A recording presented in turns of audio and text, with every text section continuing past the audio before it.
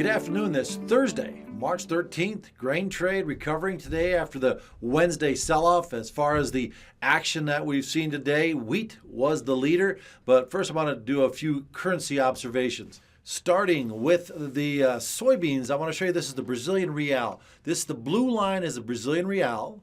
And of course the bars is the July bean chart.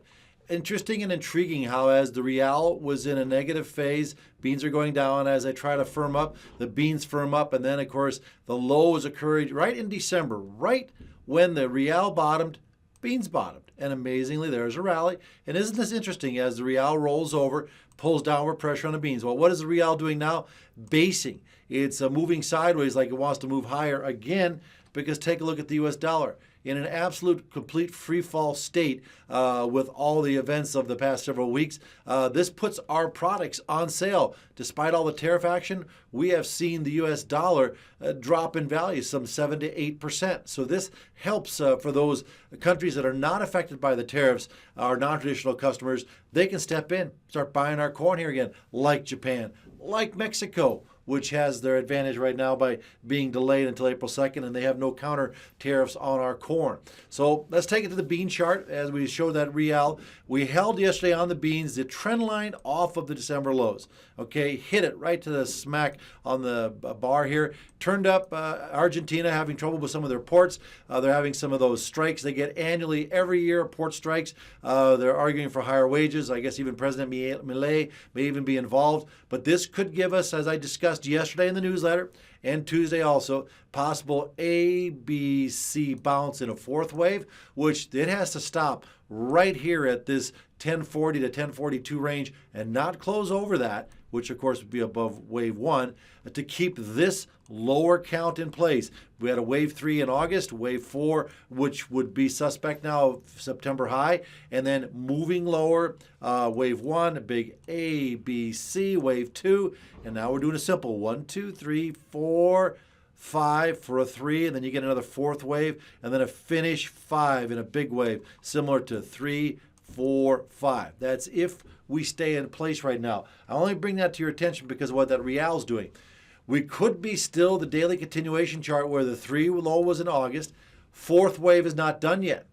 Could be possibly an A, B, C yet. And notice the 200-day moving average on this continuation chart parked just under the 1040 range. Actually, it's about 1038. So prospects of a close over 1045. If it does that, more importantly, 1050, we're probably heading to somewhere near $12 to the upside. Apologize for the noise if you can hear it. There's construction taking place above me here in our studio, but we'll just keep moving. Now, Kansas City wheat today. Continuation chart. Look at this. The market fell through the moving average, came up and hit it on Monday. Classic pullback, but even yesterday's low, second day down, turned it back up. And so Kansas City wheat leading the recovery charge here on the wheat trade because of the dry weather down in the plains out through Saturday, March 22nd.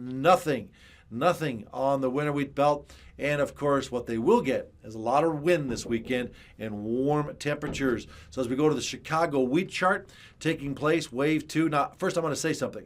There's a lot of technicians out there that say this is an A, a B, and a C, and now wheat is going in the tank. Well, based off of what? Seasonals typically turn up. Our 60-day cycle hit right to the nose last week. Seasonals have a tendency of rallying into April or late April. We can still do that on the calendar. Weather conditions are not exactly grand for not only the U.S., but for Russia. And so we got all these wheat shorts that if we get a Chicago close tomorrow over the 568 range, boy, next week could be very interesting as they bust their shorts like they busted the corn. And, of course, that's when we think we get a wave 3, wave 4, and a wave 5 final for a wave 3 potential rally. I'm against the grain on some of these guys out here, but I've got the seasonals on my side, and I got the mounting news stories of poor weather, northern hemisphere, and wheat stocks that are not exactly, robust. They're not tight either, but they're not robust to the point where if we miss trend line, that's a problem, especially domestically. Corn, wave 1 high earlier in the week. We think yesterday was our wave 2. They went and did a 62% retracement, came back on the close yesterday. Today, we pushed up against the 200-day moving average, retreated from it, but tomorrow will be interesting because even on the continuation chart, we are above the the green line here is our 200-day moving average. We held that last week on the continuation chart. Our faster moving average here, holding today. And what I want you to see is the continuation weekly. Remember last week, we missed a weekly reversal by 1 tick? Well, we can close back over 69.25 Friday, which we were at 70 today.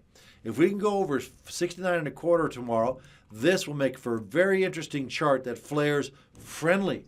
And then it says we are in a wave 3 to the upside on our daily continuation chart, which then, of course, is quite friendly for not only the wheat market, but also helpful for beans, because corn, frankly, is the protein that rises all ships with the tide when the tide goes up.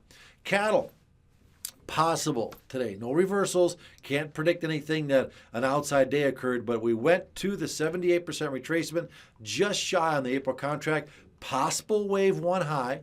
Could be starting a correction in here. Keep in mind, within about 10 days, June comes on this continuation chart, which then, of course, makes a discount. They're about $3.50 discount to April.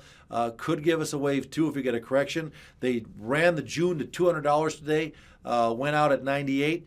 You could easily see a few dollars come off that by the time it comes on, and there's our wave 2. Like I said in Tuesday's video, possible pullback to 192 if that stock market can't shake its blues right now. We'll have to see come Friday. As far as the potential lift now, any higher, we'll see. Tomorrow's Friday's close.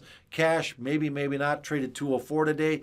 That's going to determine tomorrow's action. Feeder cattle did put in a key reversal.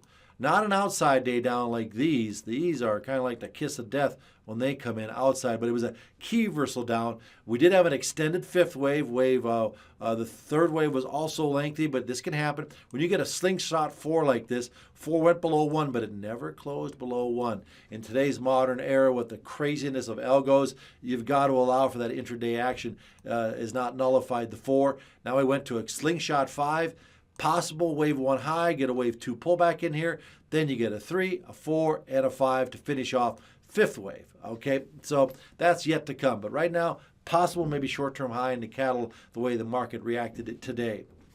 Hogs, quick observation, wave 2 potential bottom last week from our wave 1 high when we pulled some hedges off up here on the summer hogs.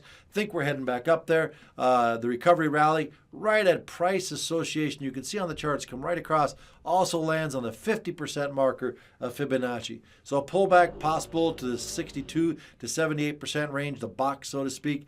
93 to 95 possible, and then hogs should come right back out of their wave 3 style and at least come back up to the $100 level. This is Eugene Grainer with Heartland Investor Capital Management. Hope you find this information useful.